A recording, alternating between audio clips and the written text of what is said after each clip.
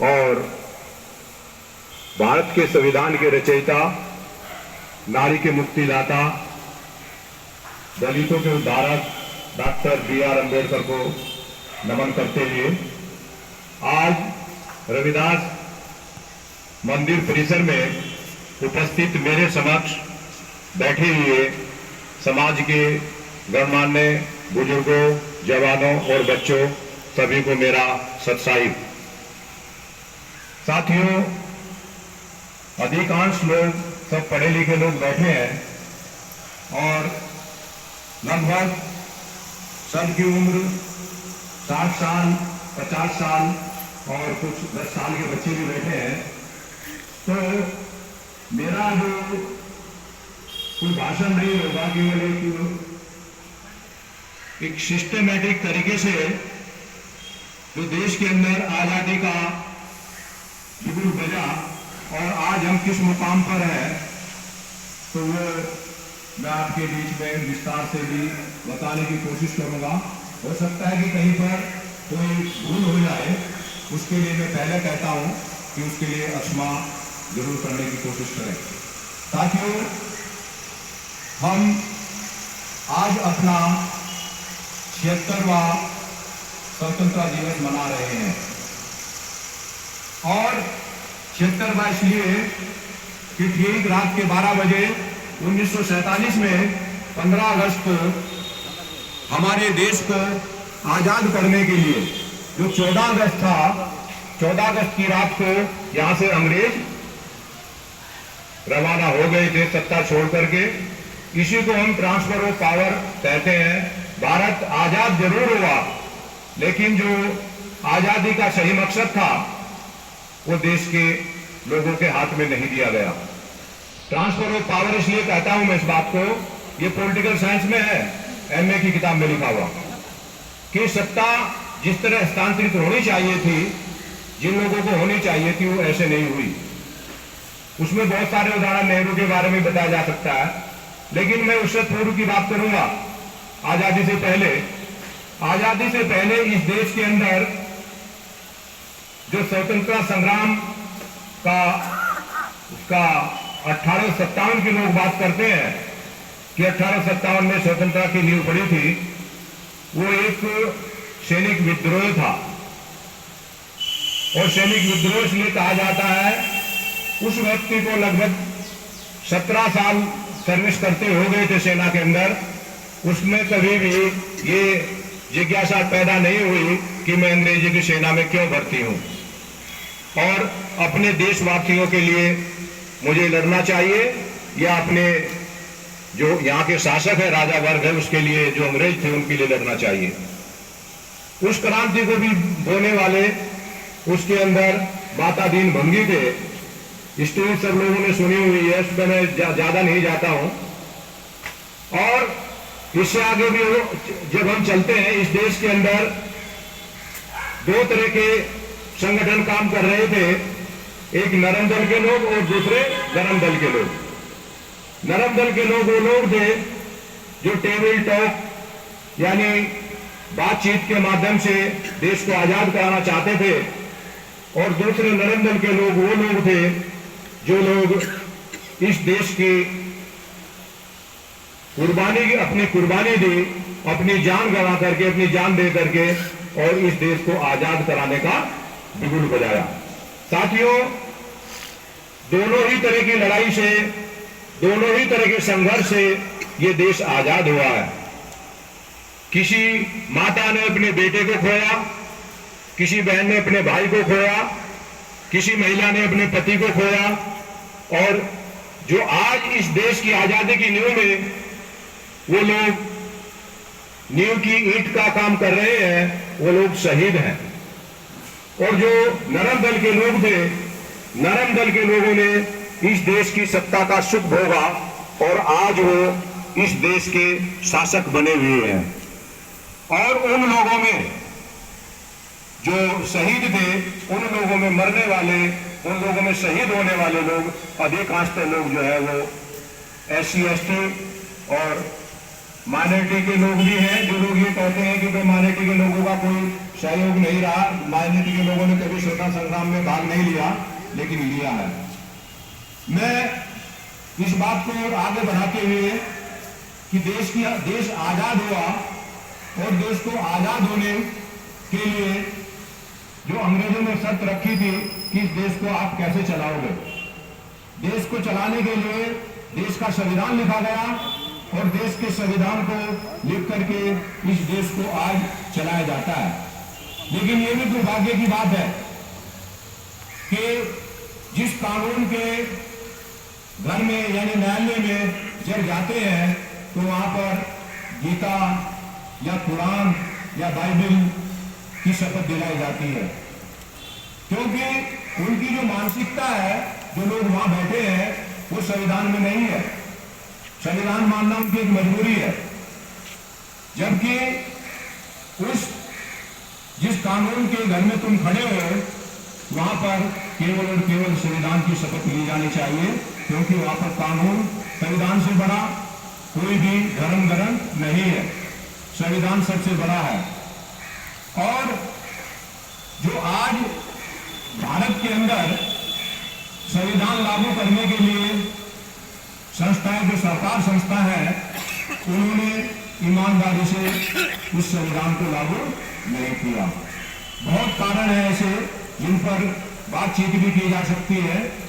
साथियों, बाबा साहब जब इस देश के संविधान को पेश कर रहे थे तो उन्होंने बात कही थी कि किसी भी देश का संविधान चाहे कितना भी अच्छा हो, लेकिन एक बुरा साबित हो सकता है यदि उस देश के शासक उस संविधान के प्रति आस्था न रखते हो, उस संविधान को लागू ना करना चाहते हो। और किसी भी देश का संविधान चाहे कितना भी बुरा क्यों ना हो, यदि उस देश के लोग, उस देश की सरकार उस संविधान को मानते हुए और जनता के हित की रक्षा करते हुए उस संविधान को लागू करे तो संविधान अच्छा भी साबित हो सकता है।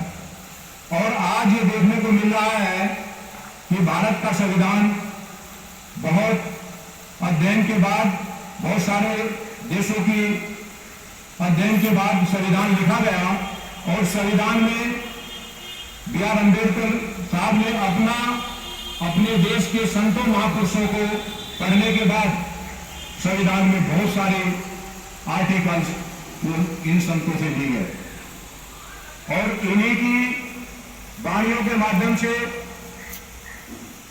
संत शिरोमणि गुरु रविदास जी भी इसमें शामिल इसलिए करता हूं मैं कि जो आप संत शिरोमणि गुरु रविदास जी जो इनको कहा जाता है, ये कि कोई, मैं मंच के माध्यम से बात कहना चाहता हूं कि धार्मिक आधार पर नहीं कहा जाता।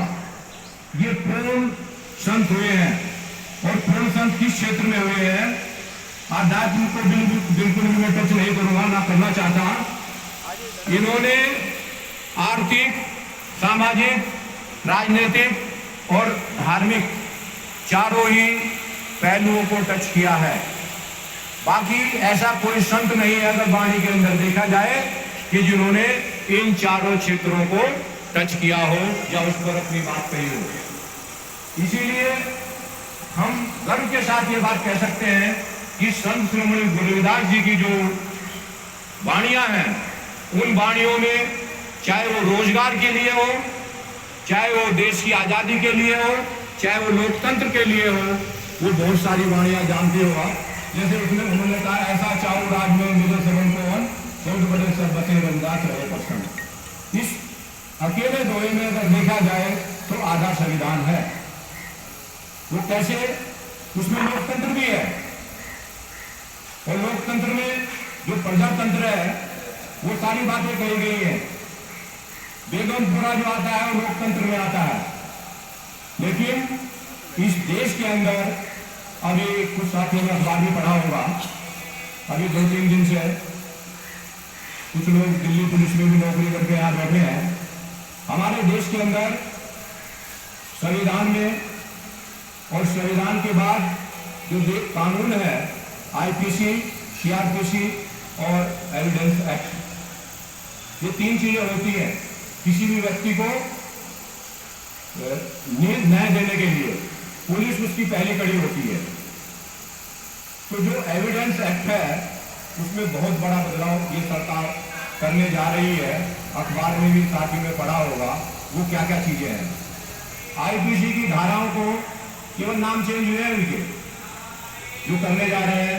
302 को 302 नहीं कहा जाएगा, 420 को 420 नहीं कहा जाएगा, यानी वो धाराओं के नाम पहले 511 धाराएं आईपीसी में, अब मात्र 300 कुछ धाराओं को उसमें इंक्लूड कर रहे हैं। इससे क्या होगा? देखिए, ये बहुत छोटी छोटी बातें हैं। बातें छोटी में इसलिए कह रहा हूं कि लोग इन पर ध्यान नहीं देते। आईपीसी, सीआरपीसी और एविडेंस एक्ट जो बदलेगा इस देश के अंदर, उसमें बहुत सारे बदलाव होंगे। तो कुछ जगहों के नीचे के बदलाव होते हैं जिसको सरकार करना चाहती है, जिसको संविधान नहीं चाहता है कि ऐसा होना चाहिए। एविडेंस में इन्होंने अभी एक और बात कही है कि जो पुलिस एक्शन लेगी उन धाराओं में, जो संगीन धाराएं हैं, उन संगीन धाराओं में एक्शन लेने से पहले वो अपने सीनियर ऑफिसर यानी एसीपी लेवल का जो आदमी होगा, डीसीपी होगा या डिप्टी एसपी होगा, उसकी अनुमति अनिवार्य है। कानून पेचीदा लग रहा है, अनुमति नहीं मिलती है तो जांच भी बंद हो जाती है। मेरा कहने का भाव यह है कि संविधान को अगर ये टच नहीं कर रहे हैं तो दूसरी चीजों के माध्यम से ये जो देश के अंदर एक गैर बराबरी का दर्जा था उसे फिर लाने की कोशिश की जा रही है, जबकि भारत का संविधान गैर बराबरी का दर्जा नहीं मानता। अब बात आती है कि इस जो देश के अंदर ये चल रहा है, देखो सत्ता का मैं नाम नहीं लूंगा, पार्टी चाहे किसी की भी कोई सी भी पार्टी रही हो, लेकिन मैं एक बात और कहता हूं कि चाहे वो कोई सी भी सरकार इस देश के अंदर पीछे जो केंद्र में रही है या वर्तमान में चल रही है, उन्होंने आपके हित की बात नहीं करी है। अगर करी हुई होती तो आज इस देश के अंदर जो आईपीएस, आईएएस और जो बड़ी दूसरी पोस्टें हैं, तो आपको 3%, 4% आपके बच्चे ना होते, आपके साथी ना होते, क्योंकि ये लोग वो काम करते हैं। देखिए, एक 93 में सर्वे हुआ था, उस सर्वे में ये कहा गया था कि SC/ST के लोग कितने हैं, क्योंकि राजीव गांधी की गवर्नमेंट में स्पेशल ड्रा निकाला गया था। बहुत सारे साथियों को स्पेशल ड्रा में लगे थे 89 में। वो स्पेशल ड्रा ये था कि जो बैकलॉग था उस बैकलॉग को पूरा कर रहे थे, लेकिन वो भी C और D ग्रुप की सर्विसिंग में हो रहा था।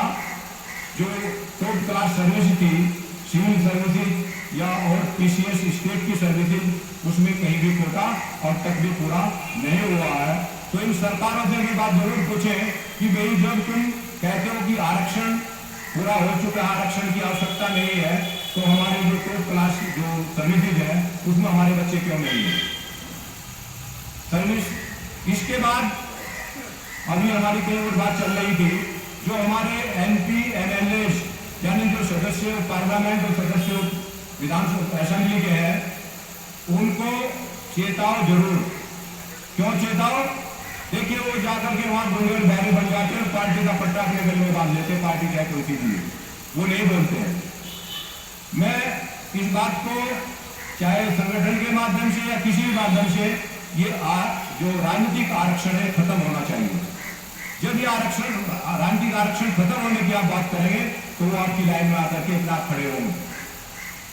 सर्विसेज का आरक्षण ये गवर्नमेंट खत्म नहीं कर सकती बैकडोर से, चाहे उन पोस्टों को, चाहे उन विभागों को वो प्राइवेट कर सकती है, लेकिन उनको संविधान में जो नौकरी में आरक्षण उसको खत्म नहीं कर सकती। आरक्षण केवल राजनीतिक खत्म होगा, और राजनीतिक आरक्षण खत्म होते ही जो बड़े बड़े ओहदे पर बैठे हुए लोग हैं, MP MLA है, मिनिस्टर है, उनकी अपने आप आंख खुलनी शुरू हो जाएगी। एक बार ये आंदोलन या इस तरह का चिट्ठी राष्ट्रपति को जानी चाहिए, क्योंकि जो हमारे नुमाइंदे हैं 131 MP पार्लियामेंट में SC/ST के बैठे हैं, और जब हमारे अधिकारों पर, हकूकों पर वार होता है तो वो चुप हो जाते हैं। कोई पार्टी प्रोटोकॉल में चुप हो जाता है, कोई व्हिप जारी करने में चुप हो जाता है, और के प्रतिनिधित्व किसका करते हैं? बाबा साहब के संविधान में जो राजनीतिक आरक्षण उनको मिला हुआ है वो प्रतिनिधित्व हमारे समाज का हमारा अपना करते हैं, लेकिन हमारी बात नहीं कहते। इसीलिए हमें भी सचेत होना चाहिए और अपने जनप्रतिनिधियों को सचेत करके बात करनी चाहिए। अगर ऐसा है, अभी आपने देखा होगा वीडियो में पड़ी हुई है, कुछ क्षेत्रों में उन नेताओं की पिटाई हो रही है, एमपी एमएलए की पिटाई हो रही है, जो लोग सजग हैं उन लोगों ने ये काम, पंजाब में बहुत हुआ है काम, और आज उनको बुद्धि आने शुरू हो गई है, वो अपने उसकी बात करते हैं। तो साथियों, संविधान बचाना और संविधान के मूल स्वरूप को रखना हमारी सबकी जिम्मेदारी है। अगर कहीं भी कोई बात संविधान के अहित की बात होती है तो वहां पर हम अपने संविधान के लिए जरूर आवाज उठाएं, और आवाज उठाने के 3 तरीके हैं। आप जब भी कोई संगठन, जब भी कोई व्यक्ति आपको फोन करे कि भाई ये काम करना है, तो आप वहां पर अपने तन से यानी शरीर से वहां पर उपस्थित हो सकते हो, और वो जनबल, भारत के जो लोकतंत्र में जनबल सबसे बड़ी ताकत है। दूसरे नंबर का होता है विचार, यानी मन से, तन और मन। अगर आप नहीं जा सकते तो आप अपने विचारों को भी प्रस्तावित कर सकते हो, जहां भी बैठे हो उस विषय पर बात कर सकते हो। तीसरा होता है धन। धन, अगर आप अपने दिमाग से भी काम नहीं कर रहे हो, तन से भी काम नहीं कर रहे हो, तो जो लोग काम कर रहे हैं, जो लोग काम करना चाहते हैं, या जो लोग कुछ देश में अपने आवाज को उठाना चाहते हैं, तो उनको धन से भी सहयोग करना चाहिए। इसलिए 3 तरह के जो सहयोग है वो जरूर आप उन लोगों को करो जो आपकी आवाज बनकर के उभर रहे हैं या उभरना चाहते हैं। साथियों, ये बातें इसलिए कही जा रही है क्योंकि हम सब के अंदर जो पीड़ा है, हम सब के अंदर जो एक ज्वाला भड़क रही है, सबके लिए, सबकी एक ही ज्वाला है। सबका मकसद एक ही है कि हमें इस देश में रोजगार, मान, सम्मान, और जो रोजगार से भी पहले जो मैं बात करता हूँ, मान सम्मान की बात होती है कि मान सम्मान चाहे वो किसी भी तरह का हो, बराबरी का मान सम्मान हो, चाहे वो तुम्हें शिक्षा में मान सम्मान की बात हो, चाहे वो आर्थिकता में मान सम्मान की बात हो। इस देश के अंदर धीरे धीरे जो मनुस्मृति के सिद्धांत है, एक किसी ने भी अभी डाला था व्हाट्सएप पर कि क्या क्या मनुस्मृति में लिखा हुआ है, वो लोग बैकडोर से ला रहे हैं। अब हमें यही सोचना है कि हमें किस दिशा में मुड़ना है और क्या करना है, और हमें किस तरह से अपनी बात को अपने जनप्रतिनिधियों के सामने रखनी है, तब जाकर के आप जो है कुछ अपने लिए और आने वाली पीढ़ी के लिए जो विरासत है इसको बचा करके उन्हें दे सकते हो। इस विरासत नहीं, आने वाली पीढ़ी कल को ये कहेगी कि जो हमारे संसाधन थे, संसाधन का मीन्स जो हमारे रोजगार के अवसर थे, रोजगार का अवसर का मतलब जो संविधान में प्रदत्त है, तो वो हमारे उस जो पूर्वज रहे हैं, हमारे जो दूसरे सीनियर साथी रहे हैं, उन्होंने इसकी रक्षा नहीं की। उन सभी संसाधनों का स्वयं शोषण करके, स्वयं उनका प्रयोग करके उन संसाधनों को हमारे लिए छोड़ करके नहीं गए हैं। तो हमें अपनी उस विरासत को, जो हमारी विरासत है संविधान के अंदर, उसको भी बचाना है। तभी सच्ची आजादी का मकसद हो सकता है। ये आज जो इसे हम आजादी कह रहे हैं, जगह जगह कोई मूंछ रखने पर, कोई घोड़ी पर चढ़ने पर, किसी को मंदिर में घुसने पर, किसी को रास्ते पर चलने पर उसकी हत्या की जाती है, उसको मारा पीटा जाता है, उनकी जबरदस्ती जमीनें छीनी जा रही हैं। तो ये संविधान का इसमें खुल्ला उल्लंघन हो रहा है। संविधान ये नहीं कहता कि भारत का कोई भी नागरिक कहीं आ जा नहीं सकता, कोई पूजा नहीं कर सकता, धर्म ग्रहण नहीं कर सकता। अभी इन्होंने स्टेट गवर्नमेंट अपने कुछ कानून बना रही है कि धर्म परिवर्तन करने के लिए आपको सरकार से अनुमति लेनी होगी। क्या आप भी पढ़े लिखे लोग बैठे हो, क्या कभी कोई अनुमति देगी सरकार? वो नहीं देगी। वो कभी मुस्लिम बनने के नाम पर, कभी ईसाई बनने के नाम पर धर्म पर परिवर्तन को बना कर रही है। और जब यहाँ पर सनातन धर्म या हिंदू धर्म को लोग ग्रहण करते हैं, वैदिक धर्म, हिंदू धर्म तो है ही नहीं, तो उनको बड़ा हर्ष होता है और वो उसको ग्रहण भी कराते हैं। जैसे सीमा हैदर वाला मामला आपने सुना होगा, उसको कोई ऑब्जेक्शन नहीं हो रहा।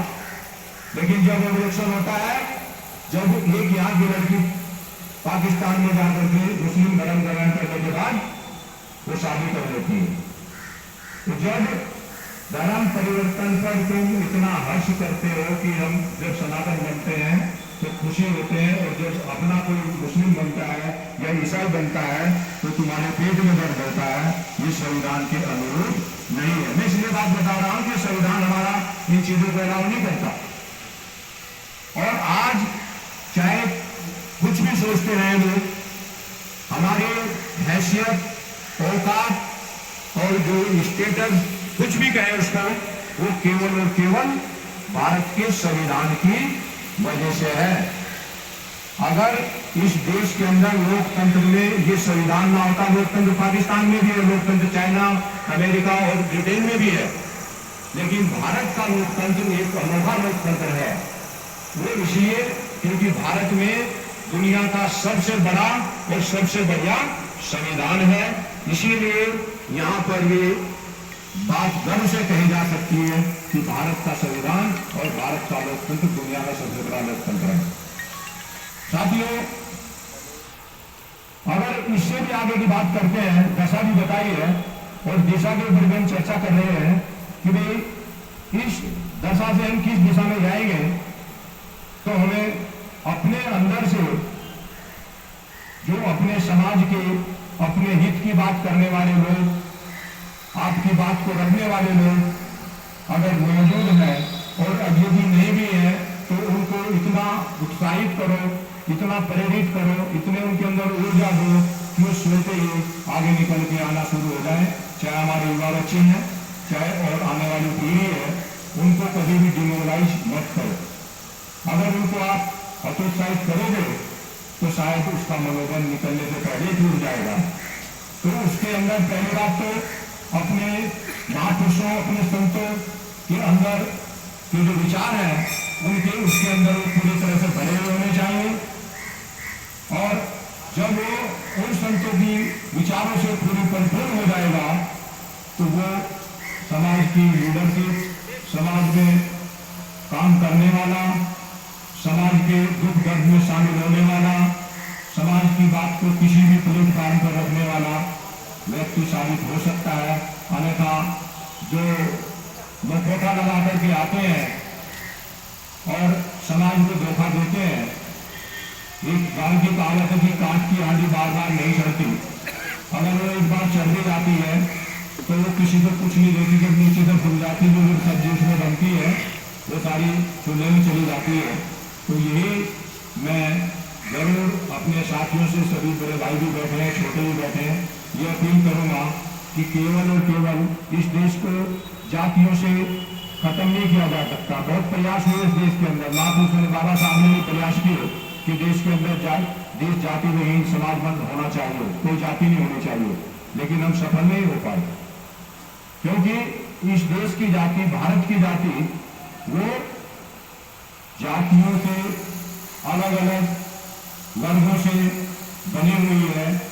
भाषाएं, अनेक भाषाएं हैं, अनेक जातियां हैं, अनेक धर्म हैं, और इस अनेक धर्मों में आज मैं उस बात को यहाँ चर्चा में नहीं लाऊंगा।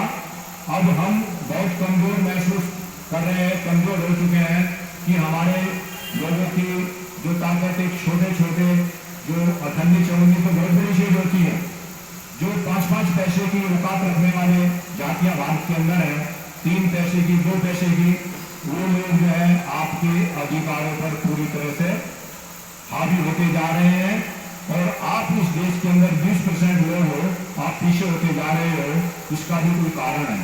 इसका सीधा सीधा कारण यही है कि हमने अपने आप को आगे बढ़ाने का सोचा ही नहीं है। और लोग सोच रहे हैं, भारत के संविधान के रचयिता बाबा साहब को चाहे लोग मानते ना हो, लोग फॉलो बहुत करते हैं। जब बाबा साहब ने ये कहा था कि भाई जाओ अपनी झोपड़ियों पर लिख दो, घर नहीं थे सब लोगों के पास में, जाओ अपनी झोपड़ियों पर लिख दो कि आप इस देश के शासक बनोगे। हमने कभी भी ये कोशिश अपने अंदर नहीं की हम शासक बनना चाहते हैं, कभी बात रखी ही नहीं। अगर हम बात रखते और आगे बढ़ते, हमारे समाज के बाबू जगजीवन राम हुए हैं, शासक बने, लेकिन वो पिछले शासक बने। हमारा उन्होंने ये भी कहा है कि अपना दल अपना बल, जब तक अपना दल अपना बल नहीं होगा तो हमारी समस्याओं का हल नहीं होगा। 40 साल हमने दूसरे के हाथ में सत्ता सौंप करके देखी है, तो तब भी हमारी समस्याओं का हल नहीं होगा। देश के अंदर अपना दल और अपना बल जब आप लगाओगे तो उसका जो गेनिंग है, उसका जो आउटपुट है वो आपको जरूर मिलेगा। क्योंकि जब आप शासक आपकी विचारधारा का बैठेगा, शासक आपकी बात को कहेगा, आपके संतों महापुरुषों के विचारों में उसका विश्वास होगा, तो वो आपकी बात को जरूर बढ़ाने का काम करेगा। ये कुछ छोटी बातें कही है मैंने, और इसी के साथ मैं अपनी वाणी को विराम देता हूँ। सभी को मेरा पुनः सत्साई।